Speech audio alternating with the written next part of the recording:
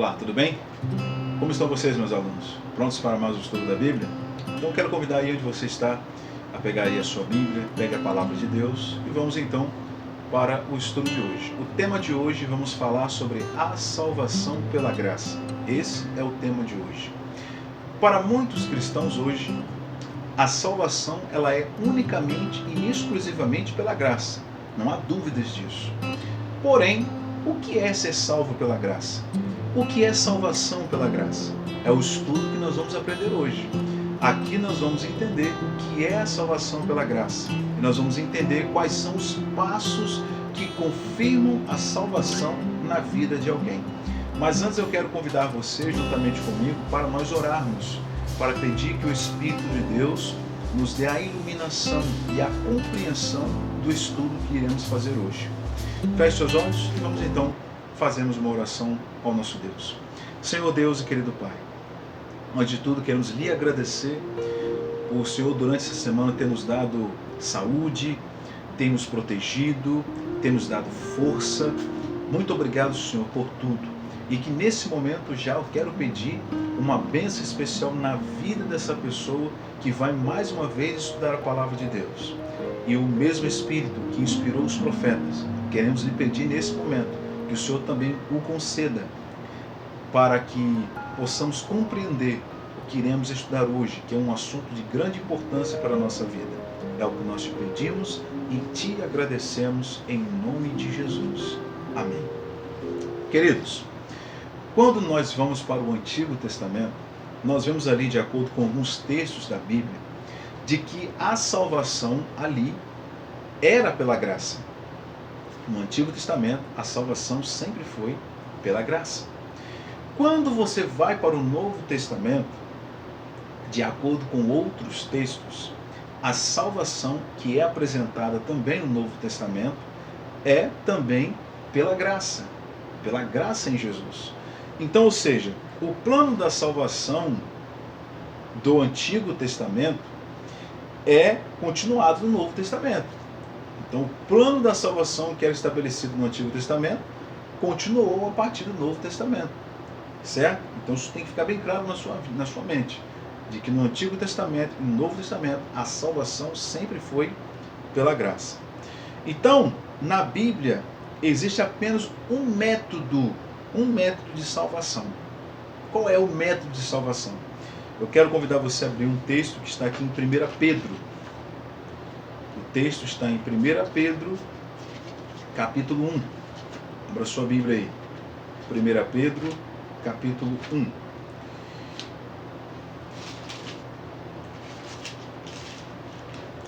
Pedro, no capítulo 1, leamos a partir dos versículos 18 a 20, que diz assim: Porquanto vós sabeis que não fostes redimidos com coisas corruptíveis, como prata ou ouro, de vossa vã maneira de viver, a qual recebeste dos vossos pais, mas com o precioso sangue de Cristo, como de um cordeiro sem defeito e sem mancha, o qual foi verdadeiramente predestinado antes da fundação do mundo, porém manifestado nesses últimos tempos por vós.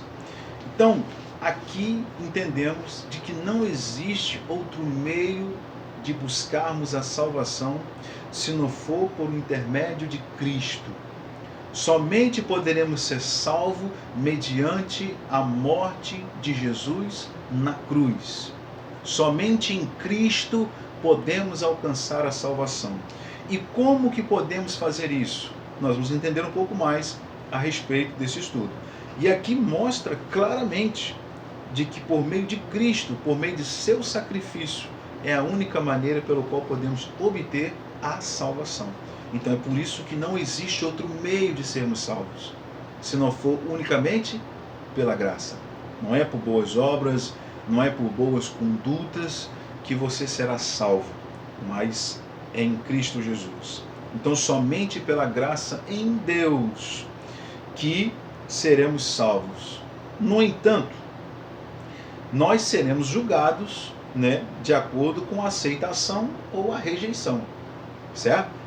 A graça nos salva, mas todos nós passaremos por um juízo, seremos julgados de acordo com a aceitação ou a rejeição, porque a graça de Jesus ela está aí disponível, está disponível para todo aquele que crê, mas só que não existem, nem todos creem em Jesus, nem todos querem se apoderar desse presente maravilhoso, nem todos querem alcançar a salvação, mas ela está disponível, porque a graça de Jesus ela está disponível para todos, para quem é espírita, para quem é feiticeiro, para quem é macumbeiro, para quem não tem religião nenhuma, para quem é religioso, ela está aberta para todos, todos.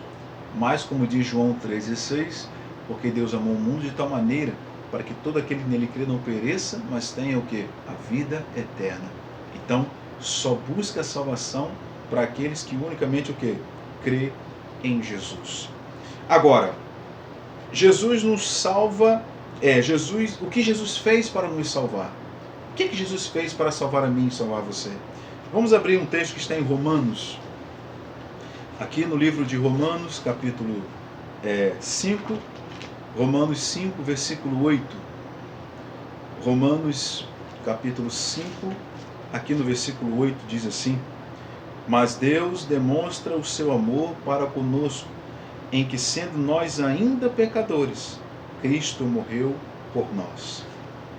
Sabe o que é que Cristo fez por mim, queridos, e por você? Sabe o que Ele fez? Ele nos salva através de sua morte na cruz. Jesus morreu na cruz do Calvário para salvar a mim e salvar a você. O símbolo da cruz é o símbolo da morte de Cristo, que derramou o seu sangue por mim e por você. E quando você lê o texto de Hebreus capítulo 9, versículos 22, lá é muito claro em dizer que, se não havendo sangue, não há remissão. O sangue de Cristo é quem nos purifica de todo o pecado. Olha que maravilha, queridos. Percebe o tamanho e a grandeza do amor que Jesus tem por mim e por você? De entregar a sua vida ao morrer na cruz para nos dar a oportunidade de buscarmos a salvação. Agora, a salvação ela foi concretizada na cruz, tá certo? A salvação foi concretizada na cruz do Calvário e ela permanece disponível, como eu falei lá no começo, ela está disponível a todos os que nele crê. Ela está disponível. Por meio que? De sua ministração no santuário celestial. É um dos temas que nós vamos também abordar aqui quando a gente fala um pouco sobre o santuário. Mas a consumação final mesmo dessa salvação vai ser na segunda vida de Cristo, quando ele voltar a essa terra. Quando finalmente, então, ali, seremos restaurados de acordo com a palavra de Deus, seremos purificados de todo o dano que o pecado nos trouxe. Hoje, Cristo nos dá a chave para podermos abrir e entrar. E quando ele voltar nas nuvens dos céus, quando ele voltar pela segunda vez a essa terra, finalmente ele nos salvará definitivamente da morte eterna, do pecado. Que maravilha, queridos. Então hoje você precisa se agarrar. Então hoje você precisa abraçar essa promessa, segurá-la, meu querido, porque essa oportunidade Deus está dando a você. Deus ele está nos dando oportunidades todos os dias de nos redimirmos, de nos entregarmos a Ele. Mas uma coisa interessante é que Jesus não força você. A graça está aqui, disponível. E Deus quer conceder para você o perdão, a misericórdia, a restauração. Porém, cabe você aceitar. Deus ele quer que você aceite. Ele não te obriga. É uma escolha que cabe eu e você fazermos. Agora, queridos, a Bíblia nos apresenta 6 passos que confirmam a salvação na vida de alguém. Às vezes as pessoas dizem assim, nós somos salvos pela graça e somente isso é o que basta, crer em Jesus. Olha, nós temos muitas pessoas hoje no mundo, e uma boa parte delas, que acreditam em Jesus, né? Aceitam Jesus. Pessoas que não são evangélicas, leem uma Bíblia. Mas será que isso é o suficiente? Será que isso pode comprovar a salvação na vida de alguém? Será que porque você hoje é evangélico, entrou para a igreja, é um cristão, será que isso ainda te faz alguém salvo? Será que quais são de fato os requisitos que eu e você precisamos ter em nossa vida para confirmarmos que Jesus nos salvou e que de alguma forma estamos sendo salvos por Ele? Então eu quero dividir esses 6 passos com você dentro da própria Bíblia. O primeiro deles, o primeiro passo que confirma a salvação na vida de alguém, o primeiro deles é crer em Jesus como Salvador. Esse é o primeiro passo que você precisa dar. Alguém, para obter o perdão, a salvação, ele precisa crer no autor da salvação, no autor do perdão. Eu quero dividir com você um texto. Atos, capítulo 16. Nós temos aqui a resposta. Atos, capítulo 16. Eu quero ler com você aqui. Atos, capítulo 16, a partir do versículo 31. Olha o que diz o versículo 31. E eles disseram: crê no Senhor Jesus Cristo e serás salvo, tu e tua casa. Então esse é o primeiro passo. Crê em Jesus. Porque você crendo em Jesus, será salvo tu e tua casa. De acordo com o texto de Atos. Qual é o outro texto? O mesmo livro. Atos capítulo 4, versículo 12. Olha só o que diz. Atos capítulo 4, versículo 12. Diz: em nenhum outro há salvação, porque não há nenhum outro nome dado aos homens debaixo do céu, pelo qual devemos ser salvos. O texto é claro em dizer: não há nada debaixo do céu, não há nada na face dessa terra que pode salvar o homem pecador se não for Cristo. Não existe salvação por outro meio se não for por Jesus. Mas eu preciso crer. Crer em Jesus como meu Salvador pessoal. Se você crê em Jesus, como diz o texto, se você acredita nele, se você acredita que um dia Cristo veio a esse mundo para morrer, para salvar você, entregou a sua vida na cruz, derramou sangue por você, se você acredita nisso, tem fé nisso, então você já está dando o primeiro passo para a salvação. Qual é o segundo passo? Arrepender-se e converter-se. Então qual é o segundo passo? Se arrepender e se converter. Temos o texto para isso? Temos. Atos capítulo 3, versículo 19. Aqui no mesmo texto, no mesmo livro, Atos 3, verso 19, diz assim: arrependei-vos, portanto, e convertei-vos, para que os vossos pecados sejam apagados, e assim venham tempos de refrigério da presença do Senhor. Então, o segundo passo é se arrepender e fazer o quê? E se converter, mudar de vida. O arrependimento, ele é um sinônimo de tristeza, né? É quando você sente tristeza por algum tipo de ato que você praticou e você fica triste por aquele pecado que você cometeu, você fica mal, você se sente mal e há uma angústia no seu coração, você chora, você derrama lágrimas de tristeza porque você reconheceu, se arrependeu do que você fez, você entendeu que o que você fez não foi certo. Então quando você se arrepende, você finalmente entendeu de que você é um pecador falho, que você errou, você reconheceu isso. E você agora precisa o quê? Agora se converter. Ou seja, você se arrepende daquilo e procura tentar mudar de vida. Tentar não mais praticar aquilo que você cometeu. Então, esse é o segundo passo. Se arrepender. Só que todo aquele que se arrepende, ele também precisa confessar.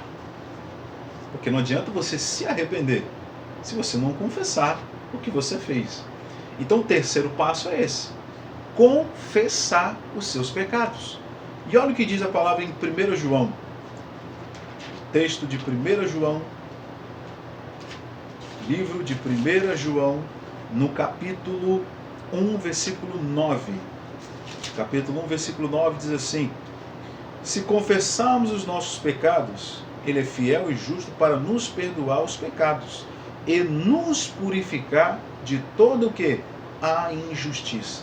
Então, primeiro eu creio em Jesus, acredito em Cristo, que morreu na cruz para me salvar, me arrependo dos meus pecados, me arrependo daquilo que eu cometi, mas eu vou diante de Cristo, arrependido, e confesso diante dele os meus pecados. Porque o verdadeiro arrependido, o verdadeiro arrependimento tem que ser confessado. Você tem que confessar diante de Cristo, diante do seu intercessor que é Jesus, aquilo que você fez de errado. Então esse é o terceiro passo para confirmar a salvação na vida de alguém. Esse alguém precisa confessar os seus pecados diante de Deus. E olha o que a Bíblia diz: e quando você confessa os seus pecados, acontece algo miraculoso, incrível. Jesus diz na palavra dele, olha o que ele diz: Ele é fiel e justo para o quê? Para nos perdoar. E aqui diz, nos perdoar os pecados e nos purificar de toda o quê? De toda a injustiça. A Bíblia diz que Jesus, ele é justo para nos perdoar.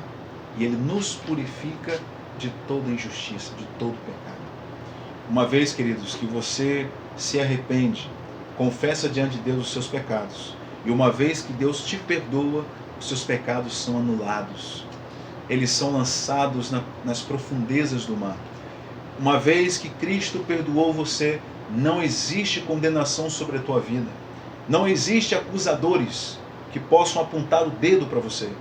Eu sei que hoje existem pessoas que apontam o dedo para outras que cometem erro, acusam aquelas pessoas.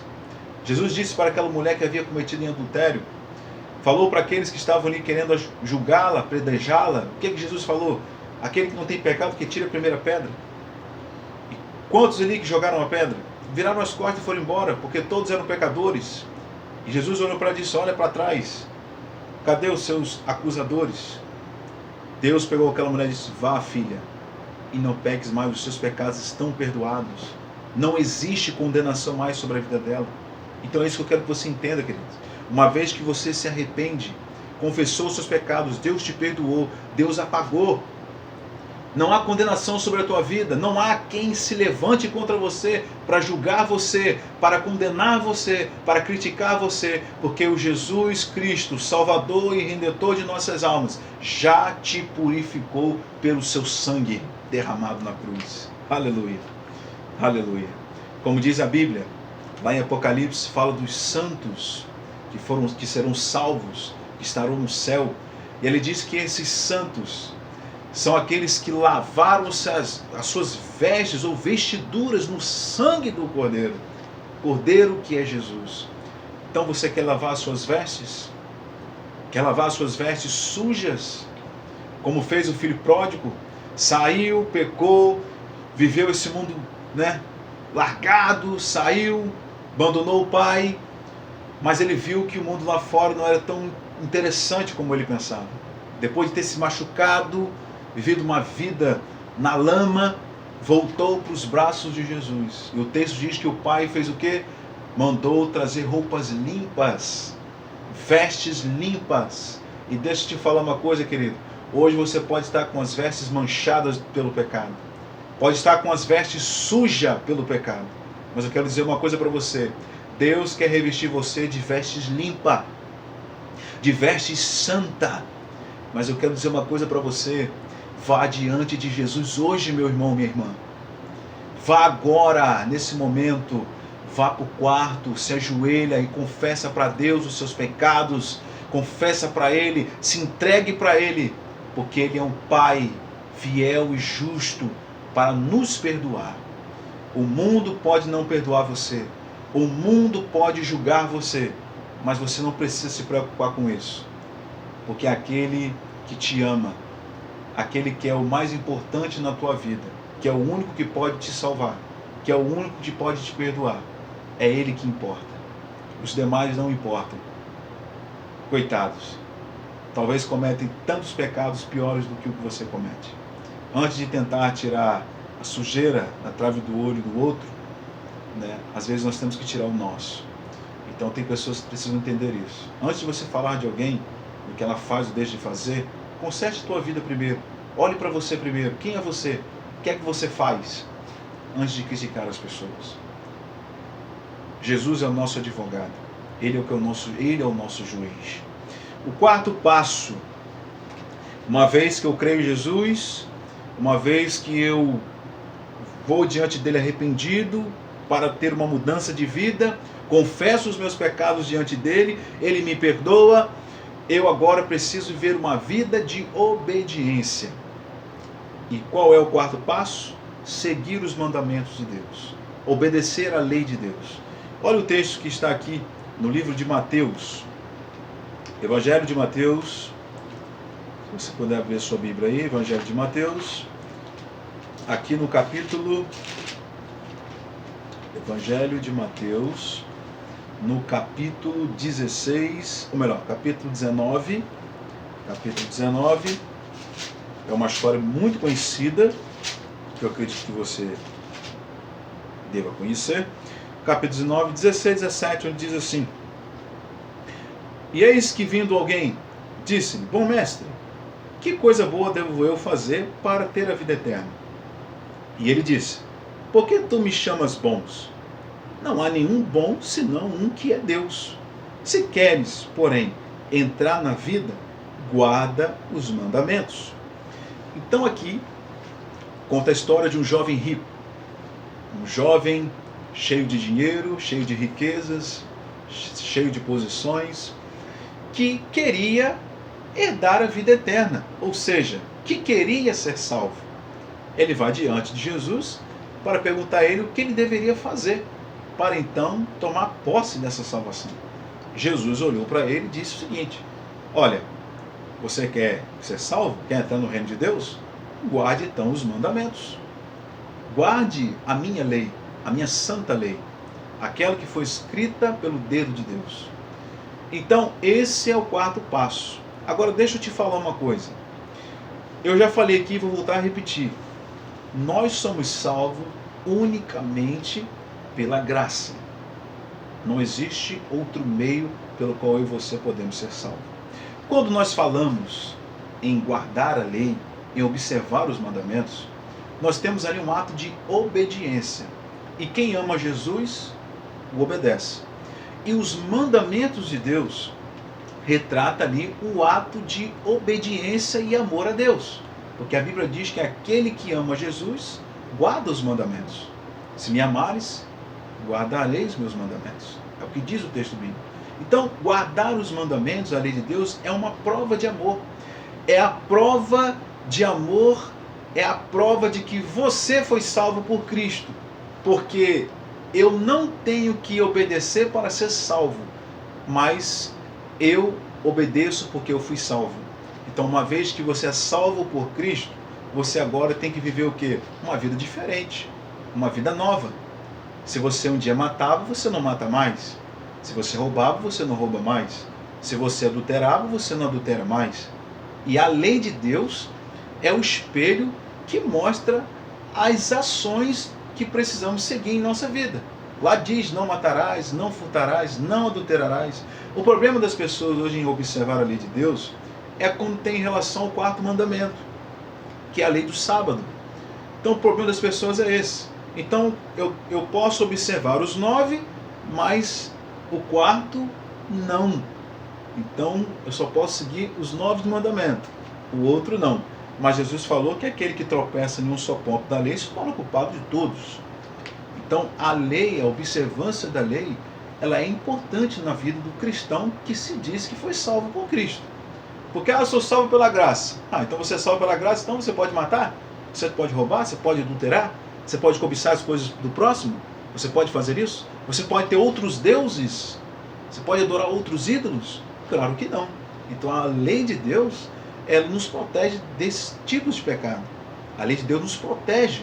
Então quando eu obedeço a lei, eu sirvo a lei e guardo a lei, é porque Jesus me salvou.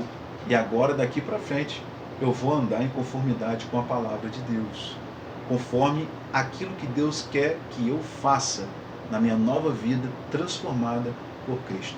E o quinto passo é ser batizado. Ser batizado por imersão. Olha o que diz a palavra de Deus no livro de Marcos, capítulo 16, versículos 16. Marcos, capítulo 16, a partir dos versos 16. Diz assim, versículo 16. Quem crer e for batizado será salvo, mas quem não crer será condenado. A condição para a salvação é crer e ser batizado. E ser batizado. Ser batizado o quê? Por imersão, não por infusão ou aspersão. É batismo por imersão, ou seja, mergulhar. Porque hoje nós temos 3 tipos de batismo. O batismo bíblico qual é? O batismo por imersão. É o batismo nas águas, mergulhar. É o batismo que os discípulos batizavam as pessoas. É o batismo que o próprio Jesus foi batizado por João Batista. É esse batismo. Mas hoje existe o batismo por aspersão e infusão, onde as pessoas jogam um óleozinho na cabeça, outros o derramar. Esse batismo não é bíblico. Então, quando eu creio em Cristo, aceito Jesus, eu agora, diante das pessoas, publicamente, eu renuncio à minha vida errada, às minhas práticas antigas, através do batismo. E no batismo, eu estou sendo sepultado. Estou sendo sepultado, o velho homem, a velha mulher, para uma nova criatura, um novo homem, uma nova mulher, transformada diante de Jesus. É um dos estudos que também vamos abordar aqui, quando falarmos aqui sobre o batismo. A gente vai falar um pouco mais a respeito do assunto. Esse é o quinto passo. E o sexto e último passo é ser perseverante. Perseverar. Olha o que diz Mateus 24, versículo 13. Mateus 24, versículo 13. Mateus 24, aqui no versículo 13. Acompanhe comigo, 24, 13 diz assim: mas aquele que suportar até o fim, esse será salvo. Em outras traduções diz, que aquele que perseverar até o fim será salvo. Então você percebe que a salvação, nesse último ponto, tem a ver também com perseverança. Eu tenho que perseverar a minha vida, manter-se firme até o fim. Porque uma vez que eu acreditei em Jesus, me arrependi dos meus pecados, confessei Ele diante do Senhor, Cristo me perdoou, eu me entreguei a Ele através do batismo, passei a fazer parte dos santos de Deus, do povo de Deus, sou obediente em observar os mandamentos de Deus, mas agora até a volta de Cristo, até a volta de Jesus, eu preciso permanecer firme até o fim, para que eu possa alcançar a salvação. Então, batismo ainda não é a garantia de salvação. É o caminho, é o passo, é a condição para a salvação. Mas há muitos que foram batizados, que poderão se perder no meio da caminhada. Mas existem até aqueles que nem foram batizados e nem serão batizados, mas que serão salvos. Alguns, claro, porque não tiveram oportunidade de se batizar, não tiveram condições de se batizar. Assim como aquele homem, ladrão que estava na cruz, ele não foi batizado. Mas na medida em que ele aceitou Jesus, ali ele foi salvo. Claro que ele não tinha condição de ser batizado. Ele não tinha como descer dali e falar para os romanos: olha, eu quero mergulhar ali porque eu preciso ser batizado. Ele não podia. Ele estava preso e amarrado porque ele estava para morrer. Então, queridos, esse é o estudo que nós aprendemos aqui hoje sobre a salvação pela graça. E eu quero terminar esse estudo deixando um apelo para você. O compromisso de fé que você tem que fazer em tua vida é a seguinte: Você aceita a salvação que só pode ser obtida pela graça de Cristo? Você aceita isso? Você entende de que a salvação ela é unicamente por Jesus? Que não existe outro meio pelo qual eu e você podemos ser salvos? Se você entende isso, eu quero que você entenda que nós, adventistas do sétimo dia, nós entendemos isso, de que a salvação ela é unicamente pela graça. Você compreende e aceita a Cristo. Você aceita Cristo na tua vida. E a primeira coisa, ao você aceitar Cristo, você deseja confessar e abandonar os seus pecados? Se você crê em Jesus, você quer abandonar os seus pecados? Você quer confessá-los diante de Deus e abandoná-los? É do seu desejo? Segundo, você quer seguir e obedecer os mandamentos de Deus para confirmar que você foi alguém salvo? Porque agora você é alguém obediente, alguém que serve a Deus, é seguidor de Jesus? Você quer fazer isso? É do seu desejo? É do desejo seu ter essa experiência do batismo? É do desejo do seu coração algum dia você descer nas águas e ser batizado? Entregar ali a sua vida? Ser sepultado? Matar esse velho homem, essa velha mulher, essa velha criatura para um novo renascimento? É do seu desejo fazer isso? Deseja um dia ser batizado? Você quer ser batizado? E você quer ou você deseja ser perseverante até o fim? Então a mensagem que eu deixo para você é: não desista. Se você está disposto a dar o seu máximo para permanecer firme ao lado de Jesus, então, meu amigo, eu quero dizer uma coisa para você: que Deus te abençoe, porque nessa caminhada em que nós temos vivido, eu tenho presenciado muitas pessoas que têm abandonado Jesus. Eu tenho visto pessoas que têm renunciado à fé. Eu vejo hoje pessoas que infelizmente não querem ser salvas por Jesus. Mas se você ainda está firme, mediante a tudo que você tem passado, a tudo que você tem sofrido, que Deus o abençoe poderosamente. Eu quero terminar com uma oração nesse momento, por sua vida. Senhor Deus e querido Pai, obrigado, Senhor, por esse imenso amor que o Senhor teve por nós. Esse amor tão grande, a ponto de morrer na cruz do Calvário para nos salvar. Por isso, Senhor, que nesse momento, se alguém que estudou a palavra de Deus comigo, que está passando por um problema espiritual, que está vivendo momentos difíceis, pecados que não consegue abandonar, talvez se eu estudei aqui agora a Bíblia com alguém que tem sentido remorso, peso de culpa na consciência, por favor, Jesus, a palavra do Senhor é clara, que o Senhor está pronto para perdoar os nossos pecados.